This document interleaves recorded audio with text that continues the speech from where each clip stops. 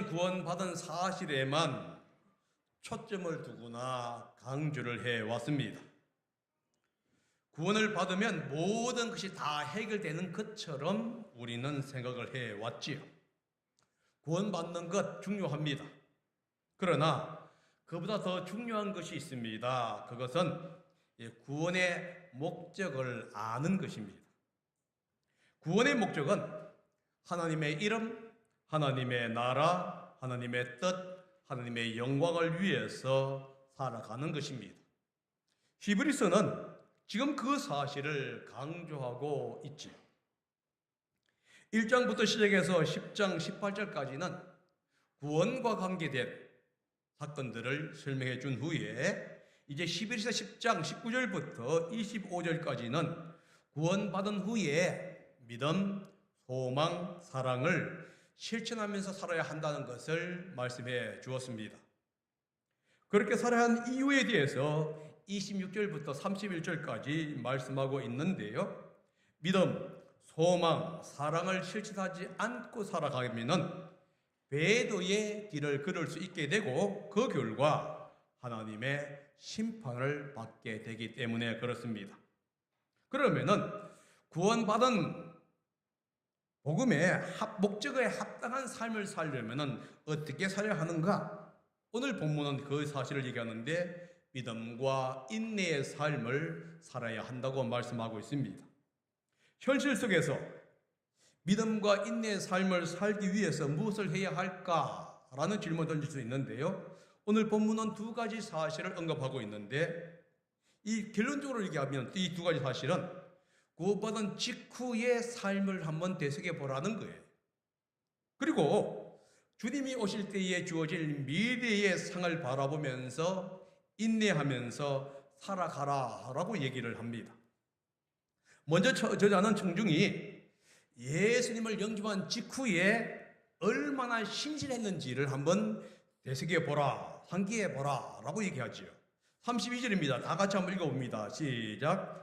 여러분은 빛을 받은 뒤에 고난의 싸움을 많이 견디어낸 그 처음 시절을 되새겨 보십시오. 다시 말해서 예수님을 영접한 직후에 여러분들이 어떤 삶을 살았는지를 한번 되새겨 보십시오 라고 얘기하고 있습니다. 주님을 향한 뜨거운 열정을 가졌던 그 시절을 되새겨 보라 라고 얘기하는 겁니다. 그들은 예수님 때문에 많은 고난을 당했지만은 견디어 왔던 것이죠. 여러분들도 마찬가지일 겁니다. 여기에서 고난의 싸움을 많이 견디어낸이라고 하는 물자적인 의미가 뭐냐 하면은 고난을 견디어낸 많은 싸움을 얘기하는 거예요. 그러니까 예수님을 영접한 직후에 그러니까 많은 고난들을 어려움들을 인내하면서 견디어냈던 그 사실을 한번 생각해 보라라고 얘기하고 있습니다. 여기서 말하고 있는 싸움이라는 게 뭐냐 하면 운동 경기에서 선수들이 경쟁하는 것을 얘기를 해줍니다.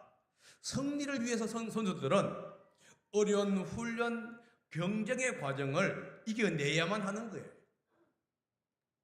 하루 종일 운동에 매진해야 하는가 하면은 똑같은 훈련을 반복해야 하기도 합니다. 손흥민 선수라고 하는 선수는 어릴 때부터 왼발 오른발 하루에 1000번씩 차는 훈련을 했다고 해요. 선수들에게는 이러한 훈련과 경쟁이 바로 고난의 씨름이었다라고 하는 거예요. 그러면은 본문이 말을 하고 있는 고난의 싸움은 무엇이죠? 예수님을 영접한 후에 경험했던 많은 고난들을 얘기하겠지요. 그런데 이 고난의 싸움은 한두 번에 걸쳐서 오는 게 아닙니다. 수없이 셀 수 없을 만큼 많은 고난을 얘기하는 것이죠. 어쩌면 인생의 전체 과정이 이런 고난의 싸움이었을지도 모릅니다. 그런데 처음 신앙을 가지고 예수님을 영접했은 후에는 이러한 싸움들을 견디어냈다 하는 것이죠. 이것이 바로 그들의 신앙의 고백이었고 신앙의 흔적이었다 하는 겁니다. 우리 교회 성도들도 이런 신앙의 흔적들을 가지고 있습니다. 여러분, 이 예배당이 누가 지었느냐? 여러분이 직접 손으로 지었습니다. 여러분들은 어떻게 생각할지 모르지만은 이 본당은 제가 봤을 때 정말 잘 지었어요. 아름답고요. 설교하기에 이 예배당만큼 설교하기 좋은 장소는 없습니다. 여러분들 수고 많이 하셨어요. 이 예배당은 여러분의 땀, 물질, 눈물, 현실의 결과로 세워졌습니다. 이 건물이 여러분이 예수님을 영접한 후에 하나님을 위해서 헌신했던 여러분의 신학의 흔적 중에 하나라는 거예요. 어쩌면은 보이는 흔적 중에 가장 두드러진 흔적이 이 예배당이라고 얘기할 수도 있을 것입니다. 그래서 여러분들은 이 예배당에 대한 많은 추억과 아픔, 그리고 여기에 대한 많은 것들을 가지고 있을 것이에요. 저자는 청중에게 많은 고난을 견디어낸 신앙의 흔적을 기억해 보라고 얘기하고 있는 거예요. 그렇다면 이들이 경험했던 수많은 신앙의 흔적은 무엇이었을까? 우리는 이런 질문을 던질 수가 있겠지요. 33절과 34절이 이것이 무엇인지에 대해서 구체적으로 설명합니다. 다 같이 한번 읽어봅니다. 시작. 여러분은 때로는 모욕과 환난을 당하여 구경거리가 되기도 하고 그런 처지에 놓인 사람들의 친구가 되기도 하였습니다. 여러분은 감옥에 갇힌 사람들과 고통을 함께 나누었고 또한 자기 소유를 빼앗기는 일도 있어도 지금 저자는 예수님을 영접한 후에 성도들이 당한 수많은 고난, 신앙의 흔적을 지금 네 가지의 범주 속에서 얘기하고 있는데요. 첫 번째가 뭐냐? 모욕과 환난을 당하면서 사람들에게 구경거리가 된 거예요. 두 번째는요, 고난 속에서 살았던, 다시 말해서 모욕과 환난 속에 살았던 믿음의 공동체 형제 자매들의 친구, 즉 파트너가 된 것입니다. 세 번째는 감옥에 갇힌 사람들의 고통을 함께 나눈 일이고요. 네 번째는 자기 소유를 빼앗긴 일이에요. 그런데 여러분들 이것을 자세히 보시면 33절과 34절 함께 띄울 수 있어요? 보시게 되면 첫 번째와 네 번째는 성도들이 개별적으로 경험했던 고난이었어요. 반면에 가운데 있는 두 번째와 세 번째는 다른 성도들, 즉 신앙의 공동체가 겪은 고난에 동참한 사건이었다 하는 거예요. 그러니까 결국은 지금 저자가 뭘 얘기하고 있냐면 예수님을 영접하여 겪었던 그런 이 흔적이 뭐였느냐? 내 개인적으로 겪었던 고난과 아울러서 신앙의 공동체가 겪었던 그 고난에 내가 동참했던 사건들을 기억해 보라 라고 얘기를 하는 겁니다. 먼저 성도들이 개인적으로 직접 경험했던 고난이 무엇이었느냐? 정신적이고 육체적인 고통이었어요. 여기서 모욕이라고 하는 용어가 나오는데 이것은 뭐냐? 정신적인 고통을 얘기하는 거예요. 정서적인 고통이죠. 반면에 환난은 뭐냐? 실제적으로 육체적으로 그리고 물리적인 피해나 고통을 얘기합니다.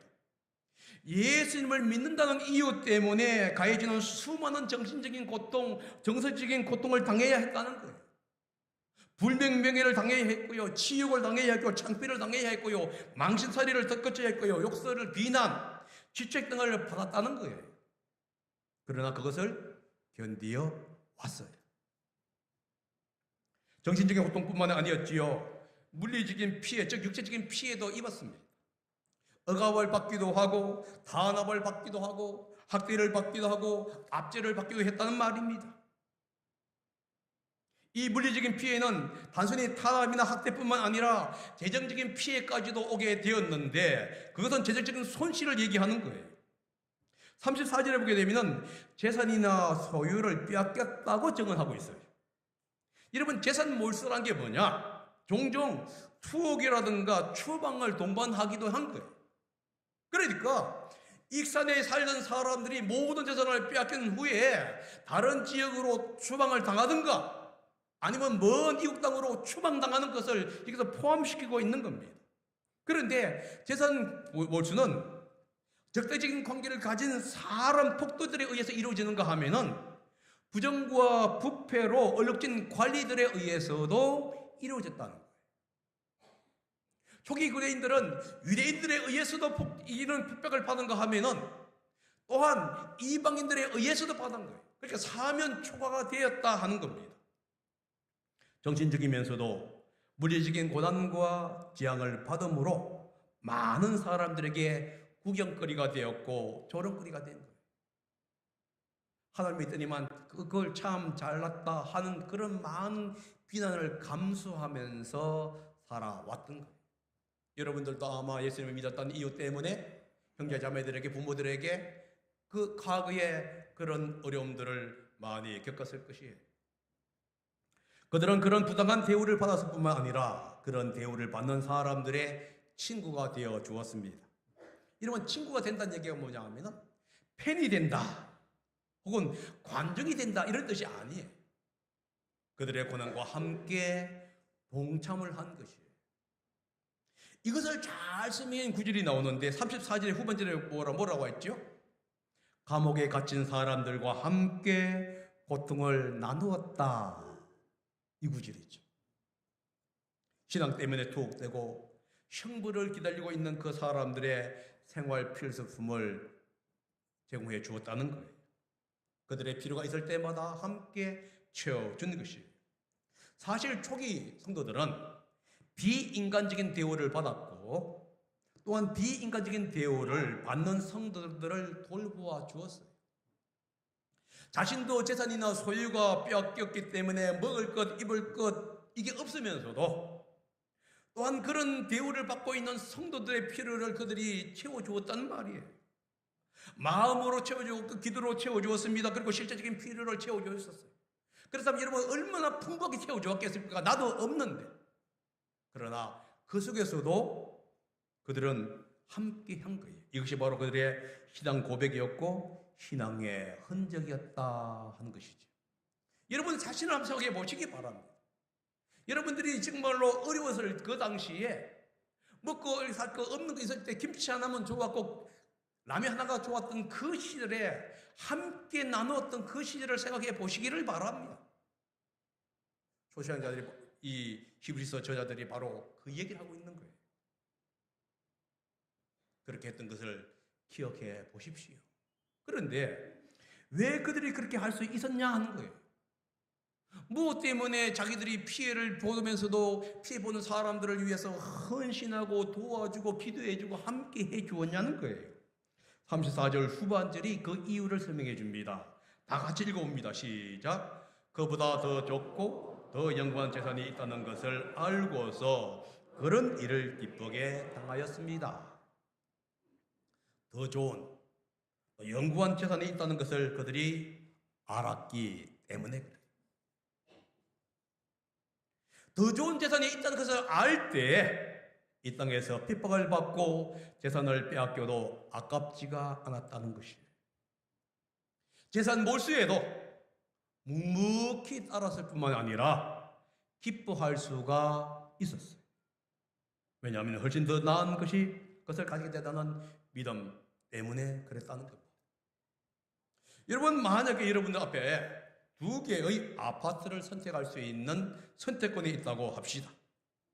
지금 살고 있는 아파트를 매매하면 1,000만 원을 손해봅니다. 그런데 그 손해본 그 금액으로 다른 아파트를 사서 이사를 가게 되면 1억 원을 이익을 본다고 합시다. 그렇다면 지금 살고 있는 아파트를 매매해서 1,000만 원을 손해보고 다른 아파트에 가서 1억 원을 이익을 보겠습니까? 아니면은 그 1,000만 원 때문에 그 1억 원을 포기하겠습니까? 하나님이 보생해주는 이 영구한 재산은 단순히 9천만 원의 차익이 생기는 정도가 아니라는 거예요. 상상할 수 없는 금액, 수천 원의 가치 이상의 차익이 생긴다는 겁니다.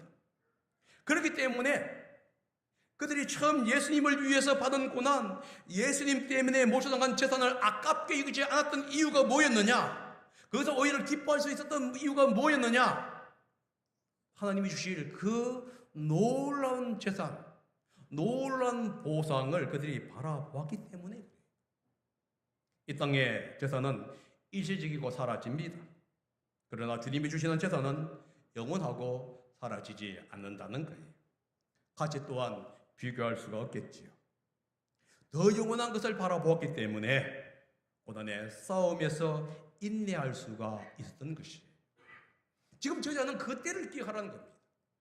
너희들이 신앙의 흔적을 가졌던 그 때를 기억해라. 그리고 너희들이 왜 그런 흔적을 가졌느냐? 그때 너희들은 하나님이 주신 그 놀라운 보상을 바라보면서, 믿음으로 바라보면서 나아갔지 않느냐? 그렇기 때문에 너희들은 감대하게 그 고난과 어려움을 이겨낼 수가 있었다는 거예요. 여러분, 그런데 왜 저자가 정중에게 구원받은 직후의 삶과 헌신을 돌이켜보라고 권면하고 있지요? 왜냐하면 현재 당하고 있는 고난, 지금 당하고 있는 박해의 시험이 가져가다 보니까 신앙의 퇴보가 왔기 때문에 그래요. 처음 믿을 때는, 예수님을 믿을 때는 어떤 핍박에도 어떤 고난에도 견뎌냈습니다. 정신적으로 육체적으로 피해를 감당했어요. 재산 몰수 당하는 것 별거 아니라고 여겼습니다. 고통받는 성도들과 함께 나누는 것, 함께 있는 것, 그것을 그들은 감당했고 뿐만 아니라 그들의 필요도 채워주었어요. 어떤 환경 속에서도 하나님의 모임이라는 것, 예배에 대해서 그들은 최선을 다했습니다. 다시 말해서 신앙의 진보가 있었단 말이지. 그런데 이제는 정신적으로 육체적으로 고난이나 피해가 오게 되면 몸을 움츠리기 시작했습니다. 가지고 있는 재산 이를 버릴까봐, 손해볼까봐 전전긍긍하기 시작했어요. 이런 이유 저런 이유 때문에 성경 공부나 모임 다 최선을 다하지 않습니다. 심지어 예배에 빠지고 모임 빠지는 것을 습관이 되어버린 거예요. 신앙의 태보는 믿음이라든가, 믿음의 태보는요 모임이나 예배에 빠지는 현상에서 볼 수 있는데, 히브리서 10장 25절이 바로 그 얘기를 합니다. 읽어보십시오. 시작. 어떤 사람들의 습관처럼 우리는 모이기를 그만하지 말고 서로 격려하여 그날이 가까이 오는 것을 볼수록 더욱 힘써 모입시다. 처음과 달리 이제는 어떤 이유인지 모르지만 모임이나 예배에 빠지는 것이 습관이 되어 버린 거예요. 옛날에는 그 어떤 속에서도 그것을 지켰다고 하는 그 신앙을 가지고 있었는데, 흔적을 가지고 있었는데, 지금은 조금만 어려우면, 조금만 문제가 생기게 되면 예배나 모임에서 다 떨쳐버리는, 이것이 바로 퇴보의 정명이었단 말이지. 그래서 저자는 뭐라고 했습니까? 처음 믿을 때와 다른 모습을 보면서 저자는 청중들에게 너희들이 처음에 가졌던 그 믿음의 열정과 그 믿음의 헌신과 신앙의 흔적이 무엇이었는지를 한번 기억해 보라, 이렇게 얘기하고 있는 것이에요. 그러면서 성도들에게 얘기하죠. 확신을 버리지 말아라. 35절입니다. 그러므로 여러분의 확신을 버리지 마십시오. 그 확신에는 큰 상이 붙어 있습니다. 확신을 버리지 말라는 뜻이 무슨 뜻이냐 이거지. 확신이라는 게 뭐냐면 믿음에는 반드시 보상이 있다는 것을 지금 사실에 대한 확신을 얘기하는 거예요. 하나님이 더 큰 상을 준다고 하는 그 확신에 대해서 얘기하는 겁니다. 어떤 어려움에도 어떤 영역에도 굴하지 않는 신앙의 담대함의 결과가 있다는 것을 지금 얘기해 주는 게 뭐냐? 확신이라고 하는 용어 속에서 나오는 거예요. 예수님을 믿은 후에 시험과 고난을 받을 때 보여주었던 그 믿음의 담대함, 신앙의 담대함을 지금 말하고 있습니다. 그때는 영원한 소유가 있다는 사실에 감격했기 때문에, 알았기 때문에 어떤 실현도 이렇게 될 수 있었어요. 지금 저자가 얘기합니다. 그 신앙, 그 믿음을 그대로 유지해라. 믿음의 담대함을 가지고 나아가라 라고 얘기하는 겁니다. 여러분, 믿음의 담대함을 가지고 나아갈 때에 더 큰 상이 주어져요. 더 큰 상, 더 영광 재산을 받는 비결이 뭐냐? 신앙의 담대함을 유지하는 것입니다. 내가 과거에 내가 그러한 일을 했기 때문에 이제는 그것이 이자가 붙어버려 지금은 내가 다른 일을 해도 괜찮다. 주님은 그렇게 얘기하지 않았습니다. 여러분 한번 생각해 보시기 바랍니다. 담대한 신앙을 가지기 위해서 필요한 게 무엇이죠? 인내지요. 하나님의 뜻을 행하고 더 큰 약속을 받기 위해서는 필요한 것이 인내입니다. 영구한 재산, 더 큰 상을 받기 위해서 필요한 것이 인내예요. 그래서 36절에 이렇게 얘기합니다. 여러분이 하나님의 뜻을 행하고서 그 약속해 주신 것을 받으려면 인내가 필요합니다. 여러분, 초기에도 인내가 필요했다고 한다면 여전히 지금도 인내가 필요하다는 거예요. 초기에 고통이 왔다고 한다면 여전히 지금도 고통은 오기 때문에 그 속에서 인내해야 한다는 거예요. 사랑하는 성도 여러분, 현재 어려움이 있다는 것 저도 알지요. 우리 주님도 알고 있습니다. 어려움과 고난, 역경은 언제나 있어 왔습니다. 과거에도 있었고 지금도 있었습니다. 하나님은 우리의 필요를 아시는 분입니다. 모든 것 아시고 모든 것 주장하시는 그 하나님이 지금 여러분들에게 권면하고 있는 거예요. 인내하라고 권면하고 있습니다. 담대한 신앙을 가지고 인내하라고 권면하고 있는 거예요. 그 담대한 신앙을 가질 때에 하나님은 반드시 여러분들에게 보상해 주겠다고 약속하고 있는 거예요. 여러분들이 인내하며 살아갈 때에 하나님은 여러분들에게 하나님의 상을 줄 것이라고 얘기하고 있는 거예요. 그래서 하나님의 상은 인내하는 자에게 주어지는 보상이라고 얘기하고 있는 겁니다. 믿음으로 사는 것, 믿음으로 인내하는 것이 바로 미래 상급을 받는 비결이다 하는 겁니다. 그럼 왜 우리가 인내해야 할까요? 이렇게 얘기합니다. 주님은 반드시 오시기 때문에 그래요. 주님은 지체하지 않고 오시기 때문입니다. 37절과 38절의 그 사실을 얘기합니다. 시작. 이제 아주 조금만 있으면 오실 분이 오실 것이다. 것이요. 지체하지 않으실 것이다. 나의 의인은 믿음으로 살 것이다. 그가 뒤로 물러서면 내 마음이 그를 기뻐하지 않을 것이다. 이 말씀은 하박국 2장 3절과 4절에 있는 말씀을 인용한 내용입니다. 근데 살짝 바꾸었죠. 하박국 선지자는 하나님께 불평을 합니다.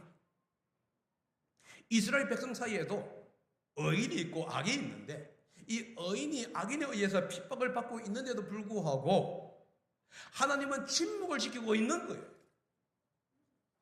그러자 하박국 선지자가 주님 어떻게 악인이 의인을 핍박하고 있는데 주님은 침묵하고 있습니까? 하고 불평을 하자 하나님이 뭐라 했냐면 내가 응답하겠다 하시면서 악한 바벨론을 통해서 이스라엘을 멸망시키겠다고 얘기를 해주는 거예요. 그러자 하박국 선지자가 다시 하나님께 불평합니다. 주님, 어찌 악한 바벨론을 통해서 하나님의 백성인 이 이스라엘 백성들을 심판할 수 있습니까? 다시 말해서 이들이 잘못했다고 해서 어떻게 더 악한 사람들을 통해서 이들을 심판할 수가 있습니까? 라고 불평합니다. 그럴 때 하나님께서는 이렇게 얘기하셨죠. 그것이 바로 오늘 읽었던 본문입니다. 하나님의 약속은 반드시 오는데 지체하지 않는다. 이것이었습니다. 하나님은 하나님의 성하신 약속이 반드시 이루어질 때가 있다고 얘기를 합니다. 그런데 이 구절을 히브리 주자는 지금 예수님과 연결시키는 거예요. 하나님의 약속이 반드시 이루어지는 것처럼 예수님의 재림은 반드시 이루어진다는 거예요. 예수님의 재림은 지체하지 않고 예수님은 오십니다. 예수님이 오실 때에 더 나은 상급과 보상에 대한 약속은 반드시 이루어진다는 거예요. 그렇기 때문에 기다려야 합니다. 인내해야 하는 거예요. 그래서 성경은 누구에게 이 약속이 주어진다고 얘기하고 있지요? 성경이 이렇게 합니다. 의인입니다. 의인. 믿음으로 자신의 신앙을 증언하는 의인에게 주어진다. 우리가 예수님을 믿는 의인이라고 한다면 믿음으로 살아야 한다는 것을 얘기하고 있는 거예요. 하나님의 약속을 신실하게 의뢰하는 그 믿음으로 살아가야 하는 거예요. 믿음의 담됨을 가진 의인이라면 정말로 그 신앙을 보이라는 거예요. 인내하는 의인이라면은 그 신앙의 증거가 무엇인지를 지금 보여라. 그래서 뭐라고 얘기했습니까? 의인은 그의 믿음으로 살아가는 거예요. 여러분들이 예수님을 영접했다고 한다면은 여러분들이 어떤 예수님을 믿고 어떤 하나님을 믿는자는 거예요. 그 믿음대로 여러분들은 살아가야 한다는 거예요. 우리가 의인인지 아닌지를 판단하는 기준은 믿음으로 사는가 아닌가에 따라서 결정이 됩니다. 하나님은 더 큰 장래를 약속해 주었어요. 하나님은 더 큰 상을 약속해 주었습니다. 하나님은 더 크고 영광한 재산을 약속해 주었어요. 우리가 영원한 유산을 남겨주시겠다고 그분을 약속해 주었습니다. 만약에 여러분이 의인이라고 한다면 이 하나님의 약속을 믿음으로 반응해야 한다는 거예요. 하나님의 약속과 능력을 신뢰하면서 살아가야 한다는 겁니다. 하나님을 신뢰하면서 오늘의 어려움을 인내하며 나아가야 하는 거예요. 인내하면서 살아갈 때에 생명은 없습니다. 그러나 만약에 믿음이 있다고 하면서도 믿음에서 뒤로 물러선다면 하나님이 기뻐하지 않을 뿐만 아니라 물었을 때에 오히려 멸망만 있다라고 얘기하죠. 39절입니다. 다 한번 39절 한번 읽어보겠습니다. 39절 시작. 우리는 뒤로 물러나지 멸망한 사람들이 아니라 믿음을 가져 생명을 얻은 사람들입니다. 제자가 뭐라고 했습니까? 우리에게 이렇게 합니다. 생명을 얻은 의인이라면 믿음으로 인내하면서 살아가라는 거예요. 의인이라는 사실을 지금 증명하라고 얘기합니다. 하나님의 생명을 얻은 성도라고 한다면 그 사실을 증명해라. 그것을 증명하는 방법이 무엇이죠? 주님의 재림을 인식하면서 믿음의 인내의 진보를 보이는 일이다 하는 겁니다. 사랑하는 성도 여러분, 믿음의 진보를 보여야 합니다. 믿음이 후퇴하게 되면은 신앙에 하고 있다면 여러분들 다시 한 번 더 과거에 믿었던 여러분의 신앙의 흔적들을 한번 생각해 보시기 바랍니다. 하나님의 약속, 더 나은 상급을 여러분 회상해 보시기를 바랍니다. 믿음은 자전거를 타는 것과 같습니다. 자전거는 뒤로 갈 수가 없어요. 자전거는 오직 앞으로 갈 뿐입니다. 믿음에도 마찬가지입니다. 앞으로 나아가고 전진한 자에게 하나님의 상이 있습니다. 신앙의 흔적을 기억하면서 믿음과 인내로 나아가는 동서로 교회의 성도들이 되시기를 예수님의 이름으로 축복합니다. 기도하겠습니다. 사랑의 아버지 하나님 감사합니다. 우리가 아버지의 그 말씀에 따라